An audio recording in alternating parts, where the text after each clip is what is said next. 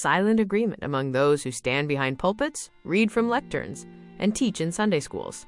It is an unspoken pact to protect the congregation from the book they are holding. We cherry-pick the miracles, the psalms of comfort, and the stories of redemption. We build a sanitized, family-friendly theology out of the brightest fragments of the text. But if you turn to the back of the book of Judges, you will find a story that no one reads on a Sunday morning. It is a story so vile, so steeped in betrayal, sexual violence, and sociopathic cruelty that most people refuse to believe it is in the Bible at all. It is the ultimate biblical horror story. It contains no heroes. It contains no divine rescue. God does not speak a single word in this chapter. It is an unblinking stare into the absolute bottom of the human abyss. This is the story of the Levite and his concubine. It is a narrative that forces us to confront the darkest, most controversial question in theology. Why does a holy book contain a forensic record of a woman being sacrificed to a mob by a priest? To understand the nightmare, you must understand the era. The book of Judges repeats a chilling mantra to explain the psychological state of the nation. In those days, Israel had no king. Everyone did as they saw fit. It is a portrait of moral anarchy. It is a society that has lost its compass, operating entirely on impulse and power. Our protagonist, though protagonist is a sickening word for this man, is a Levite. In ancient Israel, the Levites were the religious elite. They were the priests, the holy men, the intermediaries between God and the people. You would expect a Levite to be a paragon of virtue, but this Levite has a concubine, a secondary wife, from the town of Bethlehem. The text tells us she was unfaithful to him, or perhaps she simply could not stand him anymore. Either way, she runs away. She goes back to her father's house in Bethlehem. 4 months later, the Levite goes after her to bring her back.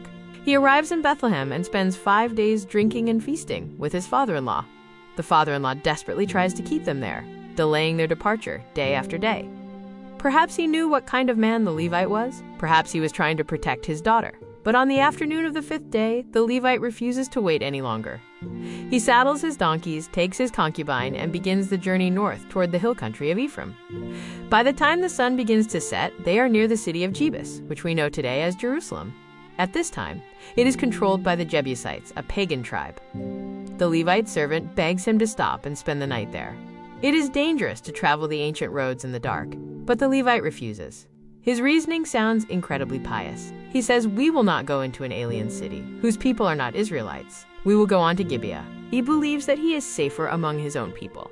He believes that because the people of Gibeah belong to the Israelite tribe of Benjamin, he will find hospitality, safety, and religious kinship. It is a fatal, tragic miscalculation. He is about to learn that the deepest evil does not always come from the pagans outside the camp. Sometimes, it wears the clothes of your own countrymen. They arrive in Gibeah after dark. They sit in the town square. In the ancient world, sitting in the square was an invitation for a resident to offer hospitality. It was a sacred cultural duty to take in a traveler. But the square is silent. No doors open. The people of Gibeah ignore the priest and his wife. The cultural fabric has already completely decayed. Finally, an old man coming in from the fields sees them. The old man is not a native of Gibeah. He is a transplant from Ephraim. He knows the character of the city. He begs the Levite not to spend the night in the square. He takes them into his own house, feeds their donkeys, and gives them food and drink. For a brief moment, it seems they are safe. The doors are locked. The fire is warm. And then the nightmare begins. As they are enjoying themselves, the men of the city, the text calls them wicked men, literally, sons of Belial, men of worthlessness, surround the house. They begin pounding on the door. It is a terrifying, sickening echo of the story of Sodom and Gomorrah. They shout to the old man, "Bring out the man who came to your house so we can have sex with him." It is an armed, violent mob demanding the gang rape of a priest. The old man goes to the door. He pleads with them. He invokes the sacred law of hospitality. "No, my friends, don't be so vile. Since this man is my guest, don't do this outrageous thing." But what the old man offers next reveals the absolute moral rot of the entire society. In a desperate, sickening attempt to protect his male guest, the old man offers a compromise. He says, "Look, here is my virgin daughter and his concubine. I will bring them out to you now, and you can use them and do to them whatever you wish. But as for this man, don't do such an outrageous thing." He offers his own virgin daughter and the Levite's wife to be ravaged by a mob, simply to preserve the cultural honor of his male guest. To the modern ear, this is unfathomable. It is grotesque, but the mob refuses. They want the Levite. They will not take no for an answer. The door is splintering. The house is about to be breached. This is the moment where a hero would draw his sword. This is the moment where a priest of God should stand in the doorway and lay down his life to protect the women in the house. But the Levite is no hero. He is a coward. He is a monster. The text describes what happens next with a cold, terrifying brevity. The Levite grabs his own concubine, his own wife. He drags her to the door. He opens the door, throws her outside into the hands of the mob, and locks the door behind her. He sacrifices her to save his own skin. He sits in the safety of the house, presumably listening to the screams of his wife echoing through the narrow streets of Gibeah all night long. The biblical writer does not spare us the horror. The text says, "They raped her and abused her throughout the night, and at dawn they let her go. As the sun begins to rise, the woman drags her broken, dying body back to the house. She crawls up to the threshold. She collapses at the door of the man who threw her to the wolves, her hands resting on the threshold. She dies there in the dirt. But the true sociopathy of the Levite is revealed in the morning. The sun is up. The Levite opens the door to leave. He sees his wife lying on the threshold. He does not weep. He does not tear his clothes. He does not fall to his knees in horror. He looks down at her broken body, and he issues a cold, impatient command. "Get up," he says. "Let's go." There is no answer. When he realizes she is dead, he does not bury her with honor. He picks up her corpse, throws it over his donkey like a sack of grain, and travels back to his home in the hill country. What he does next plunges the nation into madness. The Levite takes a knife. He takes the body of his wife and he cuts her into 12 pieces, limb by limb. He packages her dismembered body and sends the pieces by messenger to the 12 tribes of Israel. He uses her mutilated corpse as a grotesque, bloody telegram to spark national outrage.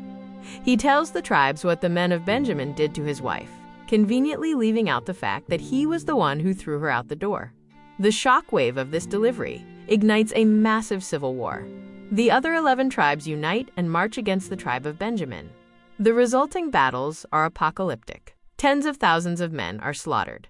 The tribe of Benjamin is nearly exterminated, reduced to a mere 600 survivors hiding in a rock formation in the desert. Entire cities are burned to the ground. All of it, the mob, the betrayal, the dismemberment, the genocide, springs from the cowardice of one supposed holy man in a locked house. Why is this story in the Bible? Skeptics and critics point to Judges chapter 19 as evidence that the Bible is a deeply misogynistic, barbaric text that hates women.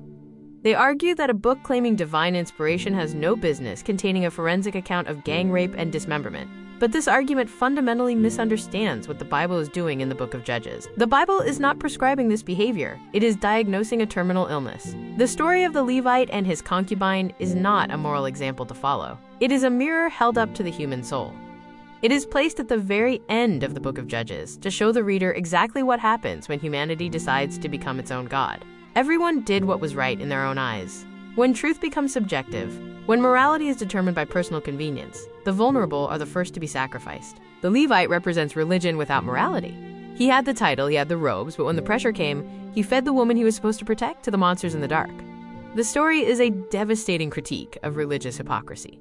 It warns us that the title of priest or pastor or holy man does not immunize a human being from extreme cowardice and profound evil.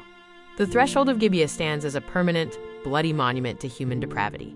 It forces the reader to sit in the uncomfortable, terrifying reality that the line between civilization and savagery is paper thin.